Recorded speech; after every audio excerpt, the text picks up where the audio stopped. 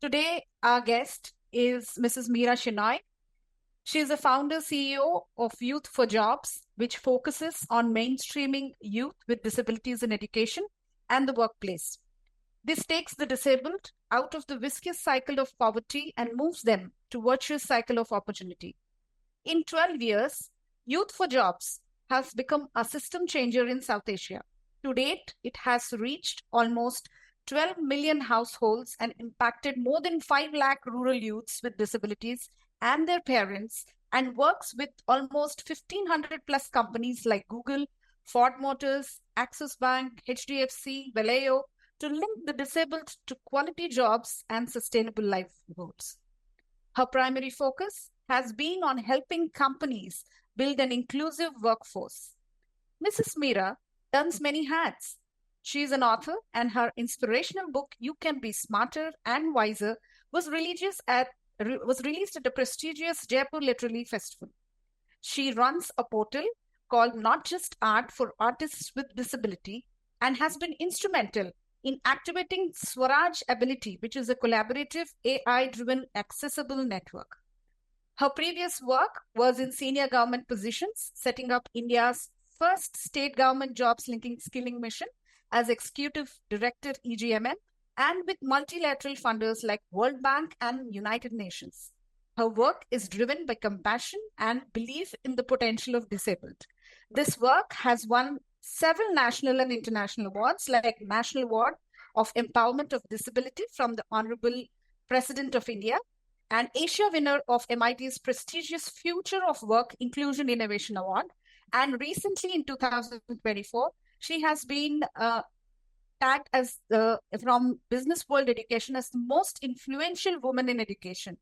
Thank you, Mrs. Meera, for taking time out and speaking to us. Today, she would be addressing ability and disability. I now invite Dr. Evita, our chairperson and managing director, to join us in this conversation. Wonderful introduction of our speaker of this evening. Certainly an honor to have Meera with us. Hi, Meera. Such a privilege to have you with us. Meera, I'm going to throw a few questions at you to help our audience understand your journey. I'm certainly in awe of you. Over 12 years, you achieved incredible, success. I want to begin by saying, because your professional life, it revolved around alleviating poverty.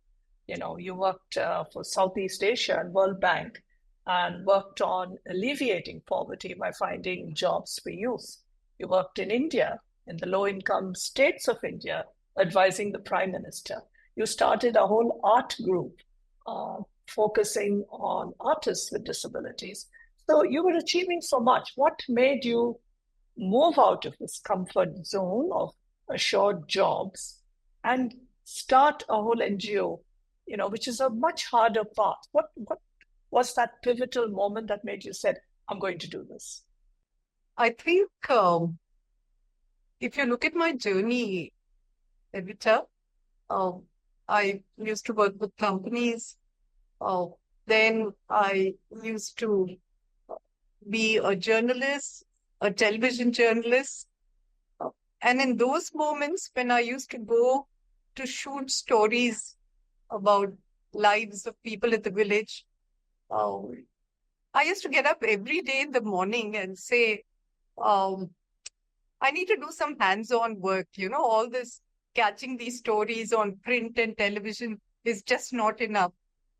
And I do believe that not just for me, but anyone who wants to do a greater good, which is not related to their own lives, the universe somehow conspires, to make it happen. And this is what I keep telling anyone who wants to do good, who's sort of sitting on the fence and saying, should I not? I say, listen, don't think, the universe will help you. And that's exactly what happened to me. That began my journey of first working with the government. And as Subhashini said, multilateral funders, again to the central government. And then I decided that I will set up Youth for Jobs. When I did that, I didn't want to do any of my previous work. Okay. I wanted to do something totally different and to work with the most vulnerable section of population. I think every moment we all are aware that there's a thriving world which we are just born because of some mistake of birth, and there's a wilting world out there. Okay. So the whole vision is that how can you help in your own small little way those who are in the wilting world to come somewhere nearer the thriving world in which you are, to remove these big divides which exist in society. And youth, because if I help them at 18 plus, then whatever I do affects them for the next at least 50 years of their lives, you know? Yes. So it's like me giving them a little window to fly, and then, you know, they fly on their own. But that window is important, okay? When I looked at statistics, Evita, ILO says that 80% of the world's disabled population is in developing countries like India. It also says that if they are given a chance to be employed, then the GDP can go up by 5 to 7%. I could see that their education levels are low. For girls, there are myths that they are a curse of the family, they're hidden in their homes. So looking at all this, I said, okay, this seems to be enough of a sizable population for me to work with. Too many are not working on the problem because of the complexity of it. So can I use the skills which I've learned for the 20 plus years and apply it to this more vulnerable section of population, and once again help the country with developing a model, you know, for scale. So I think that was some of the thoughts which I had. I also, I must say, thought that with the kind of networks and knowledge I had, this would be a bit of a cakewalk, okay? But little did I know. Thank you for sharing that, you know, because I can see that you have this particular focus. Because one of the things you said when we were chatting one day, you said to take the poor out of poverty, you know, to give them that chance to sustainable livelihoods that gives them dignity and respect. And I think that's absolutely incredible. Well, you thought it was a cakewalk. So what were the main challenges that you faced? And how did you kind of overcome them? You may want to share an example or two. I think like if you're a for-profit or a not-for-profit, when you start, the challenges are first of finance, okay? You don't have your tax exemptions in place, so CSRs don't want to fund you. So what do you do? So we had a very simple solution. There were 4 of us who were working. We said the 2 male members will get 100% salary. The 2 females, since they have their husband's salary, so will get only 25%, because I had a past reputation of, you know, success.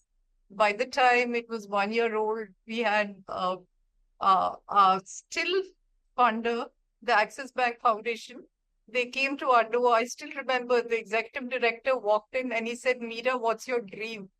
And we hadn't even dreamt, Evita, because, you know, still just heaving a sigh of relief that we got our tax exemption. So quickly I thought to myself, what's a lucky number? 8 plus 1 is 9. So I told him 18 centers. Okay. Now, then quickly they sat, we did a, you know, sort of a back of the cuff calculation for the 18 centers. And they gave us the funding for 4 years, and that there was no looking back. But of course, there were many other challenges, because you go to the village, there are youth, but where are the youth with disabilities? And when we met, when you met the youth with disabilities, the parents looked at us, you know, as if we were really some fly-by-night operators, and asking, you know, are these training centers costed? Is there a fee to that? Okay. You want to set up trainings? Where are the special educators? The best of them have gone abroad, and the worst of them are left behind in India. Sign language, where are they? And companies whom you thought would want to absorb this school, they came to our training center to look at, because word had spread that, we'd set up some kind of new training center. So they came with a curiosity element to look at these youth. And when they saw them, they asked us the most incredible questions 12 years back. They asked us, will our healthy youth run away? Are these, do we have to pay extra to look after these youth? I mean, questions which we hadn't imagined. And some of them said, Madam, can you give us your earlier youth before? That means the non-disabled which I used to train, So then we took the decision, which at that time was a really difficult one, Evita, that all our trainings will only be for youth with disabilities. I told my team that if we need to be the voice of the vulnerable, then we should only train and give the industry vulnerable, so that they know if they come to us, they will not get other youth. Okay. Right. There's no choice like a retailer, We just amazing, have this. Meera. And it's worked out well in the long run. Yeah. No, so that was your light bulb moment, making that decision that you would focus on youth with disabilities. No, absolutely incredible. Yeah. So Meera, tell our audience, what are the various training programs you run, for these youth? And because the choices are so wide, just listening to the kind of the marketing needs or the market needs that we have today. So whether individuals who kind of stood out and surpassed your own expectations, I mean, do you have any stories to share with us? See, first of all, I think what is important to understand is that disability is one word, but our act recognizes 21 disabilities. Okay. Wow. So the training is really complex.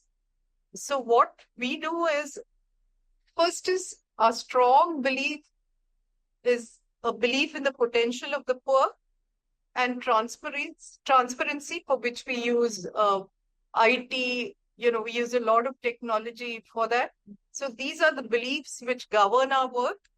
And our mantra is what you rightly told, and which is put in all our training centers, that a sustained livelihood to one member of disability in a family takes the entire family out of poverty in a sustained way. And that's proved by enough of studies, on my work.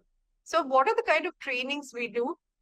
We give them what we call 21st century portable skills, which a rural youth does not get in the villages, because he's so disconnected from the markets. So we give him or her conversational English, digital literacy, life skills, soft skills, and also orientation to the job market. This is for the less educated youth, that is 10th and 12th grade pass, for entry-level jobs, entry-level white-collar jobs. For the educated, we have, the program is called College Connect, and there we have the IT Academy, we have the Banking Academy, and we have a finishing school. Wow. For the visually impaired, we have government coaching, besides teaching them the technology which they need, which is JAWS or the NVD. We also have a program called the Grassroots Academy, which is, it's a very district focus, close to the poor program, where we've taken youth with disabilities and we've trained them to be leaders in their community. So, and the last program which we recently started is for women with disabilities, because they are the most vulnerable. If you look at any indicator, Evita, you will find that the women fall back on every indicator. And the kind of, whether that's sexual exploitation or voice in the family, everything is far behind. And yet all of them also want to be, economically independent, because as you know, economic independence is not just money in the pocket. It has far other implications. Right. Gosh, the social impact is incredible, Meera. So when the training that you give is also pretty wide. But Meera, when these youth or when these people get into these big companies, do they tend to give them jobs that are, like back-end jobs, or do they also have them meeting customers? I mean, where do they get placed? And do they get ragged or bullied? Or do you spend time first sensitizing the organization that these people are going to be part of you? And, how do you handle them? Have you met these kind of challenges? Yeah, I think companies, especially new companies, which want to begin their journey of inclusion, we offer them a whole series of services. And this is based on the experiences which we had.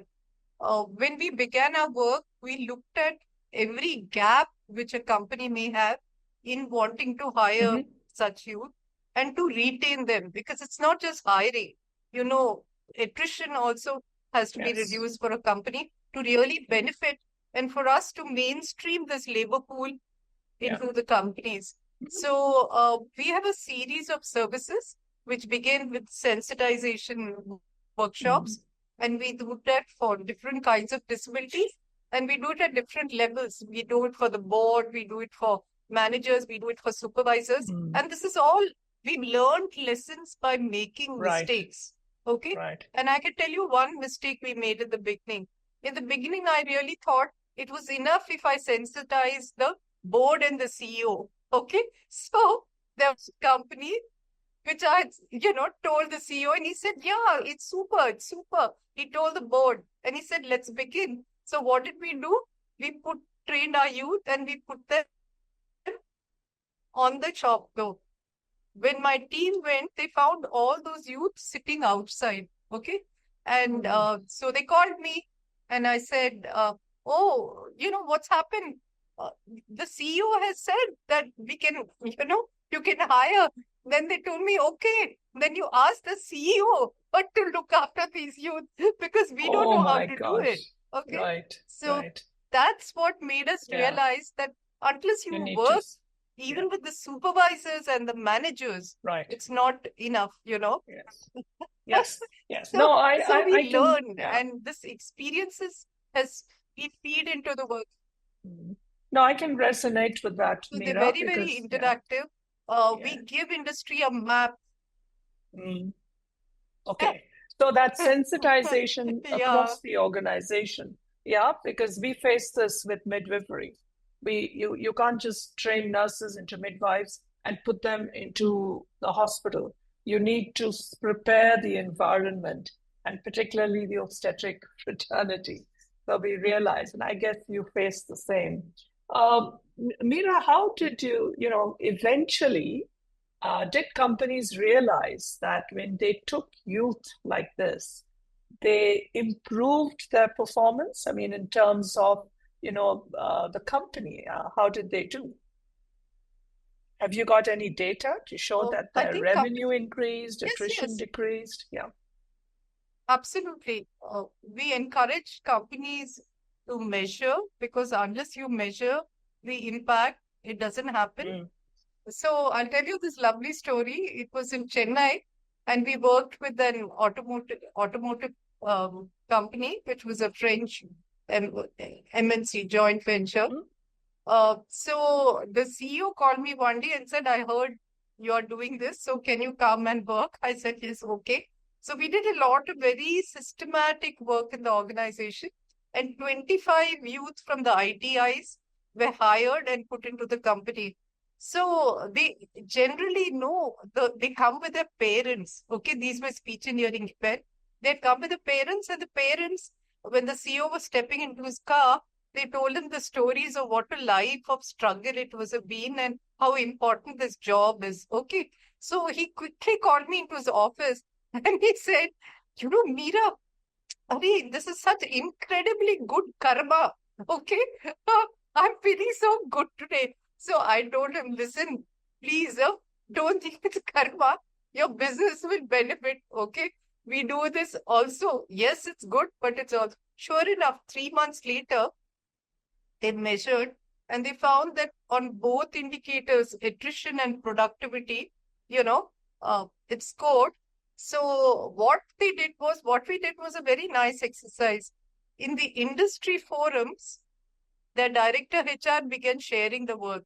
When I went to the UN, I took him with me. He shared the challenges. I shared all what we had done together, Right. And therefore, as a result of this one company, we had 8 people in the automobile.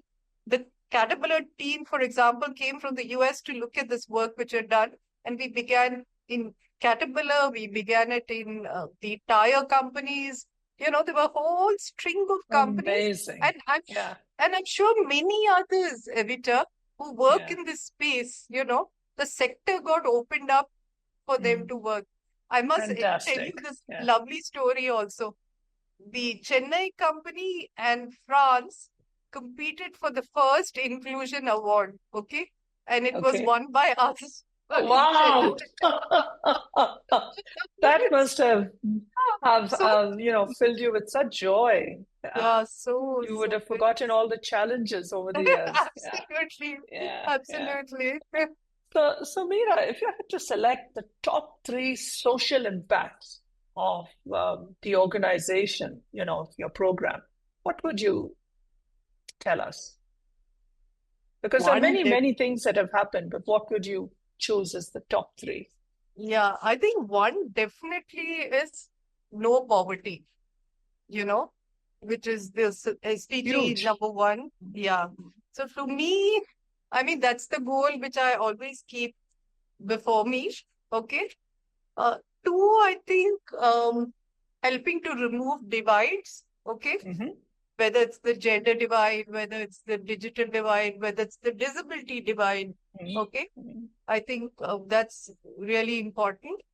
And third, I think just helping to leave behind in this world which is so divisive, Evita, helping to leave behind an inclusive, world which believes that differences exist. Differences must coexist if you have to leave behind an innovation, and creativity in the world. So I think these are the 3 social impacts which are important to me as a founder. Right. Wonderful, Meera. Thank you so much for sharing that.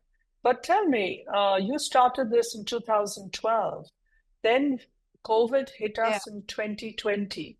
I'm sure you faced challenges, but there were probably also opportunities that came out of that period of lockdown. Is there something that you'd like to share with us about that? Yeah, I think COVID is a story of how if you have a team, which is strong, you can actually convert your, as you rightly said, Evita, an adversity to an opportunity. And that's exactly what we did. As we closed our training centers because the government had said everything should be closed, our youth implored us, saying that in these times, what happens is when there's money is less in the family, youth with disabilities actually don't get food. Okay. So it was actually a matter of hunger, because if there's scarce resources, they are the ones who get left behind. So they said that, please remember, it's this time we need trainings and jobs. Okay. So we said, okay, we must do something about it. So quickly, we discussed with the community that if we do online, what should we do? We discussed with industry, can they support us? We did, you had to do a whole sign language videos, if you have to go online. When we launched it, we realized that you have to do a new content for orientation because they don't understand G-Content or Zoom or any of these platforms. So we had to begin by explaining. But the beautiful thing of it is that many of them there was one smartphone in the family, Evita. Right. And, the father would wonder, why is this boy borrowing his smartphone, okay, for that short time? And he would tell his father that's for the job training, and everyone allowed it.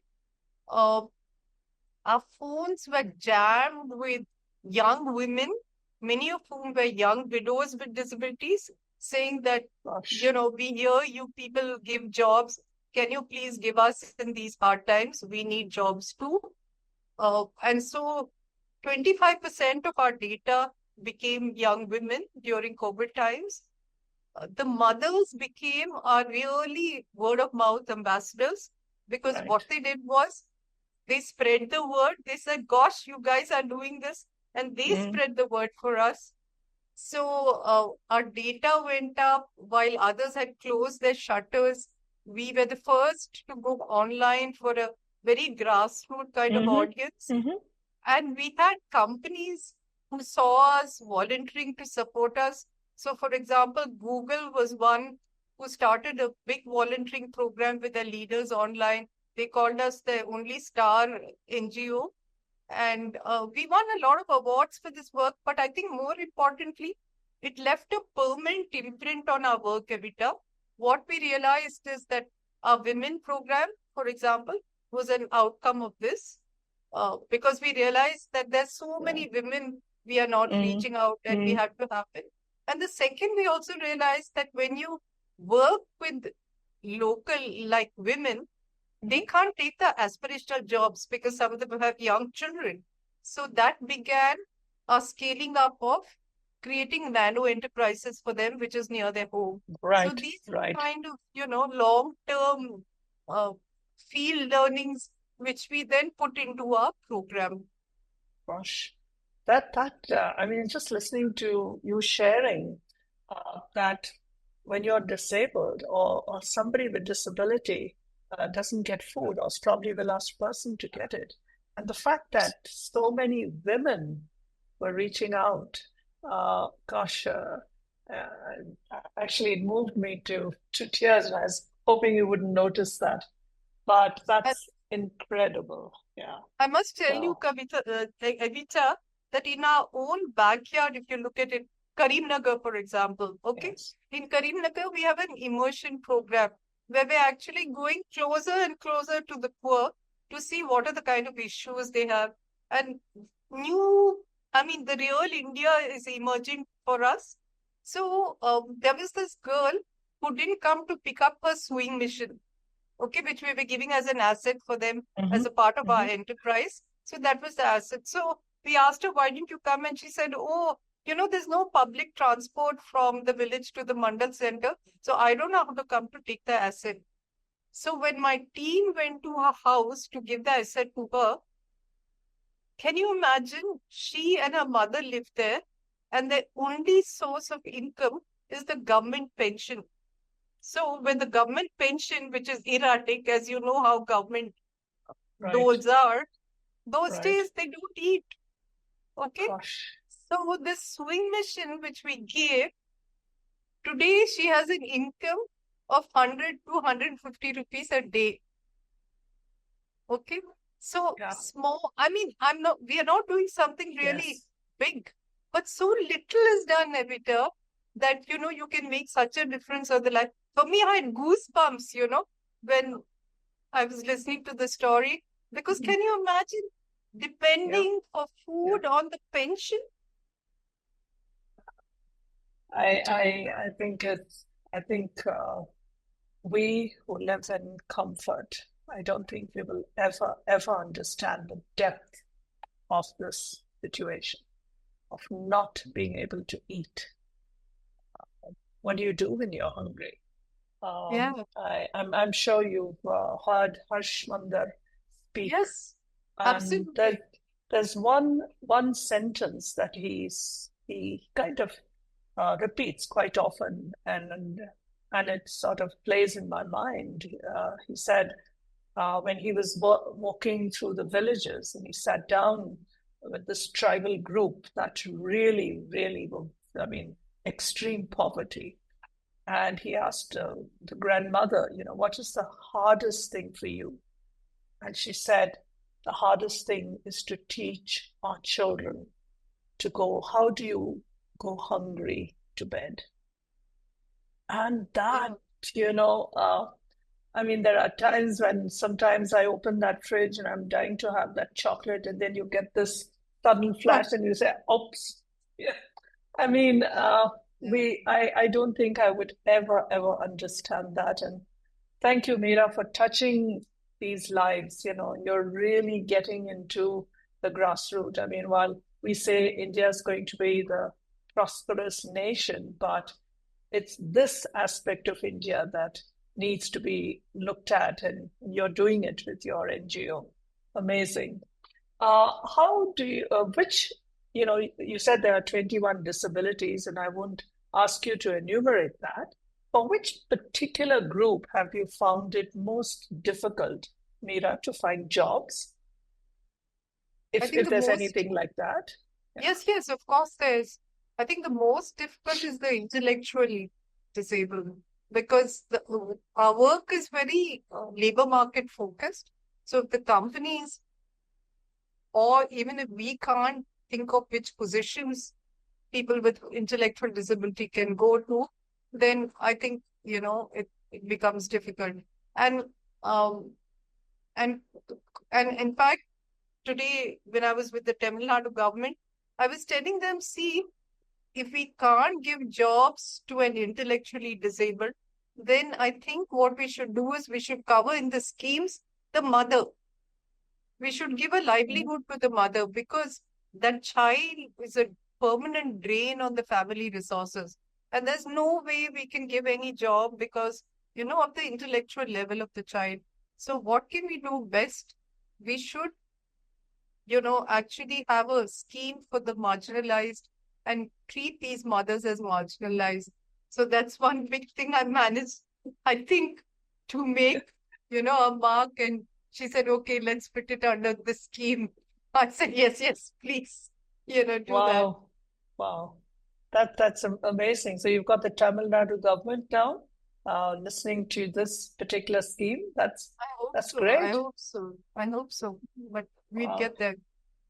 Yeah. Yeah, How so do that's the other growing one.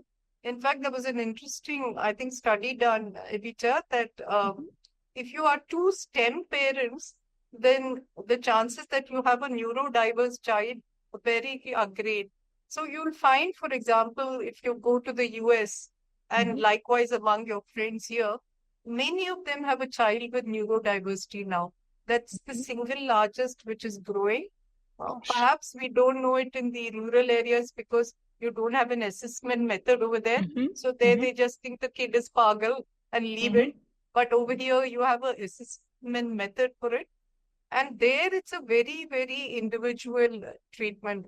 So if, for example, if you are on the high spectrum, then you have a super flair for numbers. So we can fit them into, really good positions in the bank. Right. But they Right. need a special environment. They can't take noise. They can't look at you. Their personality is not a friendly personality, but they can do number crunching extremely well, Gosh. and they fit well for the banks. But so it's very, very individual. There's one kid, for example, whose passion is cars. Okay. And we had put him in the airport, and each time there was a new car model, he would run out of his workplace to look at the car because his obsession is the car. Okay. So these people who didn't understand it, they called us saying he's running out all the time. And then we understood what the issue was. And, we had to sort it out. So it's very, very individual, the approach of neurodiversity. And therefore, that makes it complex. I didn't realize there was something like this. You educated me on many things this evening. Yeah. Has there been a circumstance when companies, sort of retracted on accepting, their promise? Like they say, okay, we'll take on so many jobs. You train people with focused training. Have you ever had a situation where a company said, no, we're not going to take them on? And then what do you do in such a situation? Yeah, I think it does happen, because for companies, after all, it's always business. Okay. So if, for example, their business plan doesn't do well, if their business is down, they may have had a hiring plan, but the hiring plan can change and they could tell us a little late. But I think because of the kind of skills we give, if one company lets us down, we already have a pipeline, somewhere else. And what really has, I think, also strategically our thinking has been in the right line because we've set up South Asia's first livelihood platform, which is AI triggered, which is completely accessible for persons with disabilities. People call us the Naukri of the disabled. Wow. It's called Swarajability. Swaraj because it's independence, Right. ability because we leverage the ability of the disabled. And it actually came after the MIT award when I went to the US to receive it. Mm-hmm. Every judge told me you have the demand and supply. It makes sense for you to set up, a platform which leverages both. And I came back to India and I said, why not? So IIT Hyderabad helped us with Mm-hmm. the AI algorithms. And now we Fantastic. work with them to put it in 11 languages. So, Amazing. yeah, so that's worked well. We have the CII on board. We have ILO on board. We have about, I think, 1,000 companies have registered, and we have about 150,000 youth with disabilities who registered. We haven't started our social media campaign, but I don't I think you need it with this kind of following that you no, have. no, Amazing. Yeah. No, I mean, no. all That's funders scold us because we put our head down and work. We all love our mm, work so much that we don't talk about it enough. mm, But mm, yeah, I think we'll start doing that slowly. But that's a very futuristic investment which we've made. mm, Um, and I think in the long run, that's going to have a large impact on the space because mm. we have governments working with us. We have Right. the sector skill councils working with us. We have Yeah. companies, NGOs. So we become like a system changer, working not just Right. with our data. Uh, Yeah. the second is, as you know, I'm sure you do a lot of it.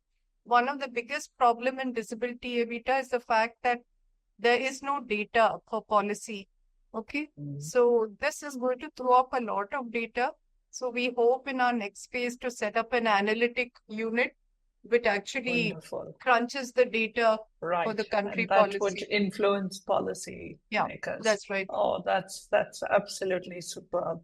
But this is amazing that you've got all the different stakeholders together. You're actually changing the ecosystem in one Yeah, sense, and yeah, you're bringing them into the mainstream, which is where they ought to be.